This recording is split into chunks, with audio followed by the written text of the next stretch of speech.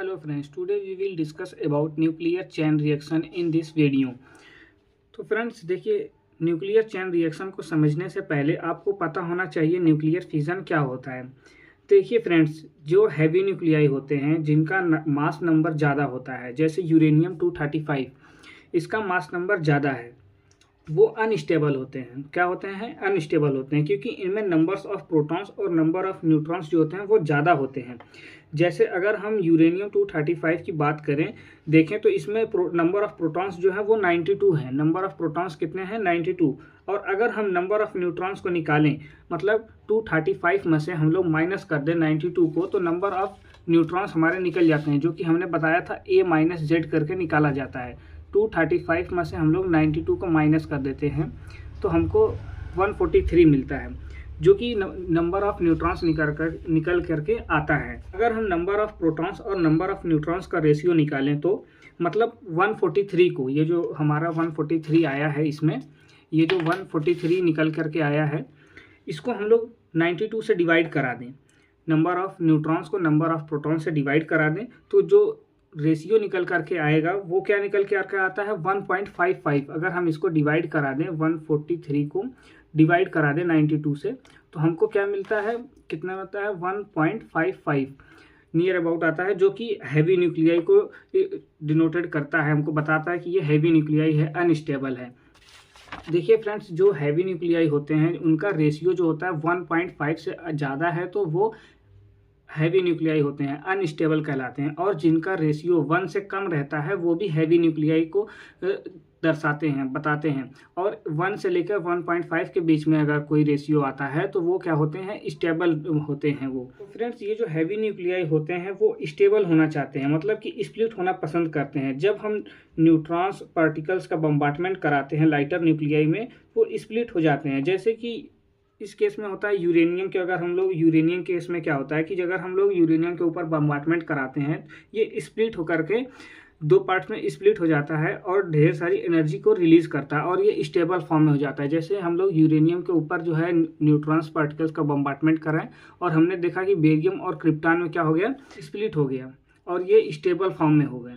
और 3 न्यूट्रॉन्स भी हमको मिले, जो कि 2 मेगा इलेक्ट्रॉन वोल्ट एनर्जी इसकी निकल करके आती है। एक न्यूट्रॉन की 2 मेगा इलेक्ट्रॉन वोल्ट जो है इसकी एनर्जी होती है एक न्यूट्रॉन्स की, और 200 मेगा इलेक्ट्रॉन वोल्ट की एनर्जी हमको मिलती है, जो कि रेडिएशंस को इमिट करता है। और ये सारी बातें हम लोग पिछले वीडियो में डिस्कस कर चुके हैं।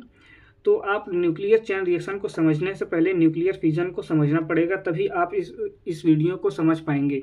तो आप लोग लास्ट वीडियो को जरूर से देखिएगा। और ये जो होता है ये हमारा general form of the nuclear reaction होता है, जो कि हमने इस तरीके से डिनोटेड किया है। आप देख रहे हैं काफ़ी लेक्चर्स में हमने इसको डिनोटेड कर चुका है। ये जो है हमारा ये general form of the nuclear chain reaction है।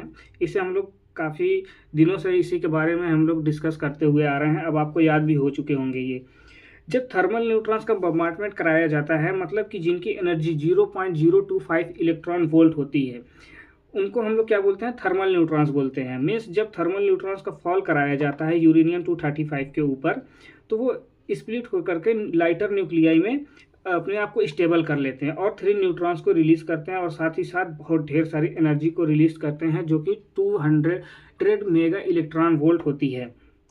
और ये जो 3 न्यूट्रॉन्स निकले हैं इनकी एनर्जी जो होती है वो 2 मेगा इलेक्ट्रॉन वोल्ट होती है। तो देखिए फ्रेंड्स, ये जो इसमें रिएक्शन होता है, इसमें एक चीज़ हम आपको बता दें। जैसे ये रिएक्शन हमने कराया, ठीक है, एक थर्मल न्यूट्रॉन्स यूरेनियम का रिएक्शन किया और यहाँ पर हमको जो है 3 न्यूट्रॉन्स मिले। अब ये जो 3 न्यूट्रॉन्स मिले हैं इसकी एनर्जी जो होगी वो 2 मेगा इलेक्ट्रॉन वोल्ट होती है। हम लोग इसे किसी भी तरीके से स्लो डाउन कर दें, इसकी एनर्जी को, इस न्यूट्रॉन्स की एनर्जी को स्लो डाउन कर दें, 0.025 इलेक्ट्रॉन वोल्ट कर दें, थर्मल न्यूट्रॉन्स में कन्वर्ट कर दें, तो ये आगे जाने फिर से 3 यूरेनियम का रिएक्शन करने के लिए तैयार हो जाएंगे आगे। तो इसी तरीके से क्या होता है कि मॉडरेटर का यूज़ किया जाता है, उसको हम लोग न्यूक्लियर रिएक्टर में पढ़ेंगे तो अच्छे से आपको समझ में आ जाएगा। तो यहाँ पर क्या होता है कि इसको हम लोग बोलते हैं फर्स्ट स्टेज न्यूट्रॉन्स, और यहाँ पर ये जो निकला है इसको हम लोग बोलते हैं सेकेंड स्टेज न्यूट्रॉन। और जो सेकेंड स्टेज न्यूट्रॉन्स होता है इसकी एनर्जी ज़्यादा होती है, इसको हम लोग स्लो डाउन करते हैं। तो एक एग्जांपल आपको देकर समझाते हैं। ये न्यूट्रॉन्स, ये हमारा मान लीजिए कि यूरेनियम 235 है, यूरेनियम 235 है और यहाँ एक न्यूट्रॉन्स है।